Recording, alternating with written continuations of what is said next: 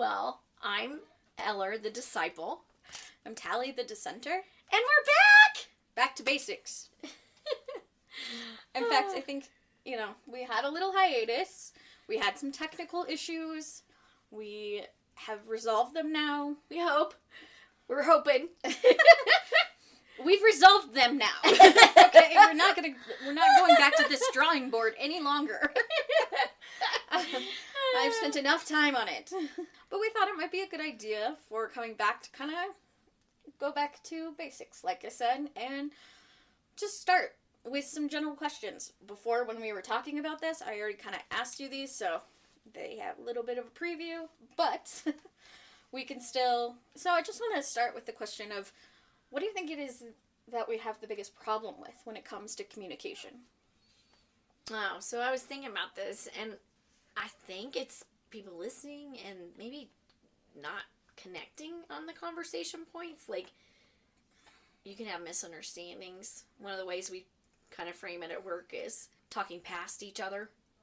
Or, like, I've heard the whole listening to reply instead of listening to understand. Yeah, I've heard that a lot, too. So I think, listening's a huge problem. What is our biggest barrier to having difficult conversations? So I think maybe some of the things that are difficult really boil down to one thing. But when it comes to having a difficult conversation, I think we are afraid. I think we're afraid we won't be heard, we'll be dismissed, we won't be understood, we won't be able to get across what we want, or what we think, or what we need. And all of that really boils down to, will the other person listen? I agree. I think that what is a good place for us to come back and start into is talking about, how do we listen? How do we have better conversations overall that make it so that we feel more comfortable having those difficult conversations? We were talking before this, and how to even have some tools in your pocket for when a difficult conversation either surprises you, or if you're needing to take the initiative to start a difficult conversation, what are some things that you can do to help that conversation be successful? What we want is we want to lay a listening foundation. We want to talk about the two main points of communication. One of it is just sending the message, and then you receive whatever I've sent you. And then usually you take your part of it and you kind of repeat that, where you're sending your message back to me and I receive that. And there's only really one. But which part of this do we really have control over, right? Right. And that's really what we say and how we send our message and how we listen to the other person. We can't make them receive it in a specific way, but we can work on things that help us be better senders and better receivers. That's sort of the point of what we're going to go through. So we're going to start a series where we're going to have some of these tips and tricks to give you an idea of how this might look in practice. And I'm not going to act like I'm an expert by any means. No, but we've both been recently in circumstances at work where we've had some difficult conversations, and some of those have been better than others, shall we say. Yeah. So what we want to do is really try to help people, because we know we've been in probably similar situations. Yeah. I did a 3-day training that was specific on how to be better at listening, so that you can have these difficult conversations. And some of the ideas in that are what we're using to build this, but we want it. That's a 3-day, in-depth thing that you spend 8 hours a day for the same people, practicing these things. That's not... I think it's a great course. It's very beneficial if, you're interested, but I'm not doing free advertising. So if they want to get a name shout out, they can sponsor us at some point. Anyway, you had that training at work, and it helped you with understanding communication styles and some things that you can do to be a better listener. Huh? Anyway, I thought that the course was really great. It has been helpful for me to think about how I approach conversations, but it is something that takes practice pretty consistently. I would not say that I've remembered to do every single one of these things.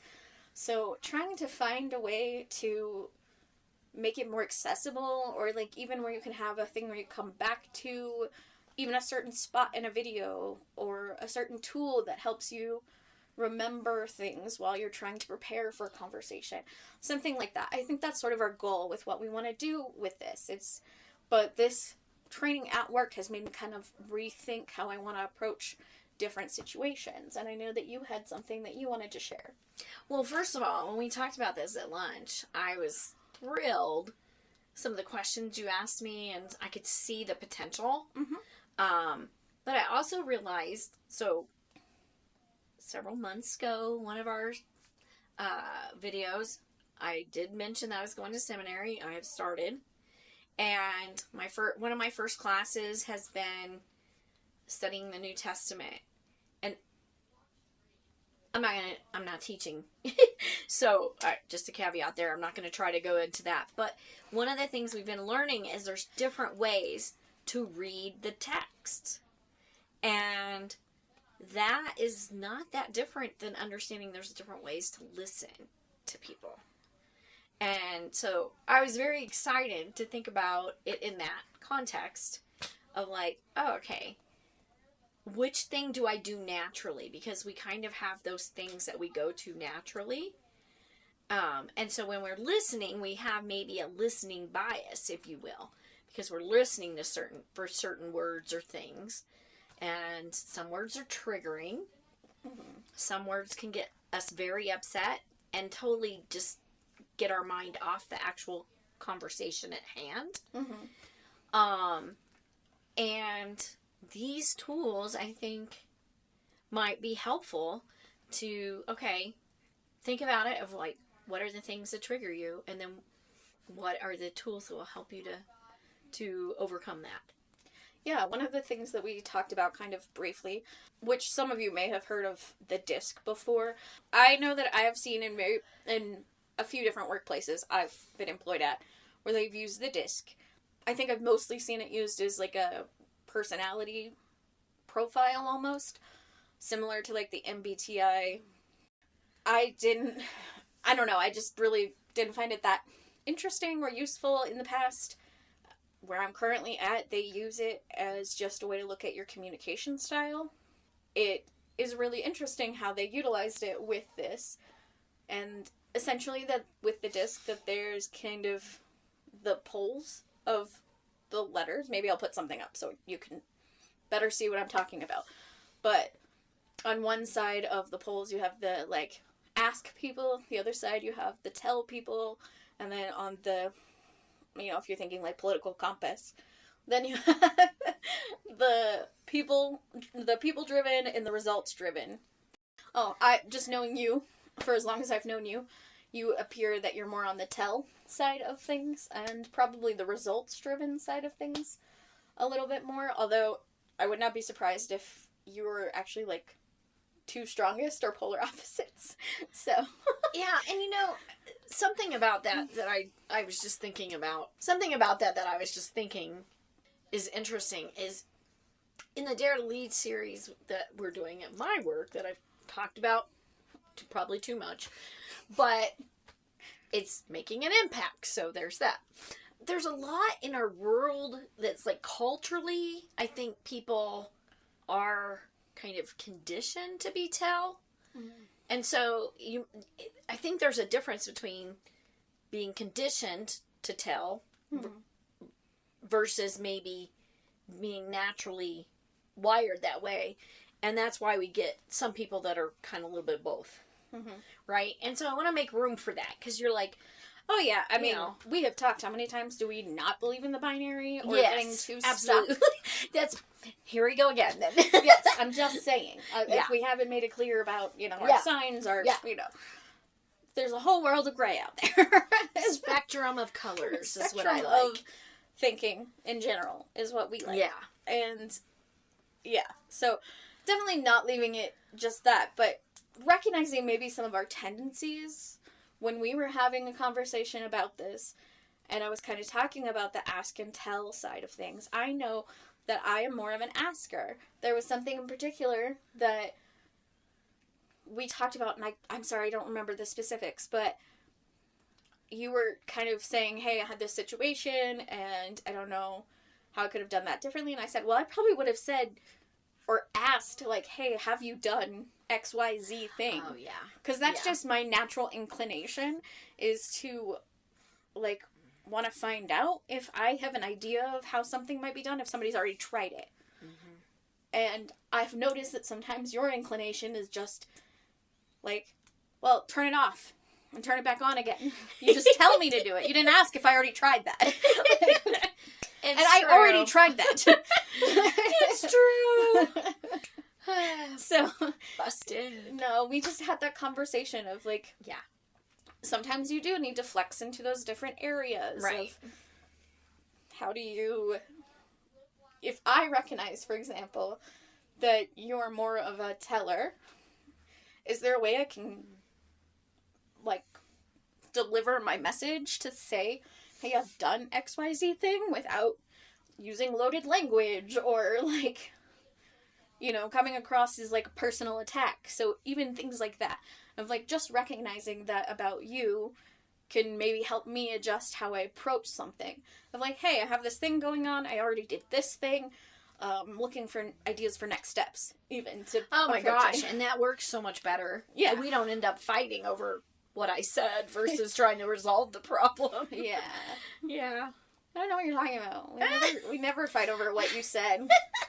That doesn't happen. Okay, Pinocchio, your nose is growing. No, just before we were getting up and going, you were working on the audio, and you were like, this isn't working. And I was like, I don't know what to do. Because if I tell them what to do, well, that's not going to help. You can't tell me what to do. I know. You don't know. I don't know what to tell them to do. That is true. But I want to tell them stuff, so I did ask a question. I actually asked 2 questions. So yes, I have been putting this to work already. At our next video, we will have a better idea of exactly how many parts is going to be.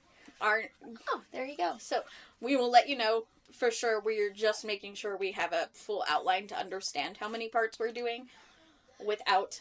We don't want to mislead or set false expectations. We want expectations to be set. We're doing the Hannah Gadsby.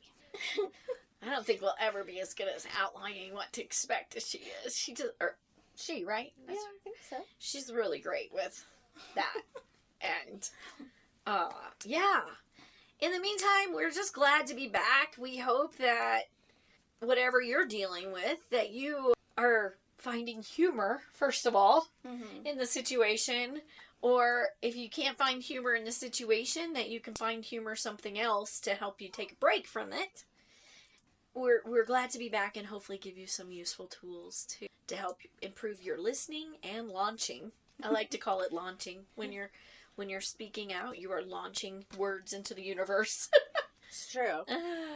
Whatever you're facing in the days ahead, as always, we just want to we're rooting for you. Lift you up and lift up you. Lift you up and let you know we're on your side. We're rooting for you. So we hope that you will like, subscribe, do all those things so that you can, now that we're going to be back on a regular schedule, you can see what we have coming for you, because we have a lot of great ideas and we're grateful to have our technical issues resolved. So, and if we have failed to ask the right question of you, in the sense of what content are you looking for, please take a moment to let us know. Yeah. We're rooting for you. Thanks for watching. Bye. Bye.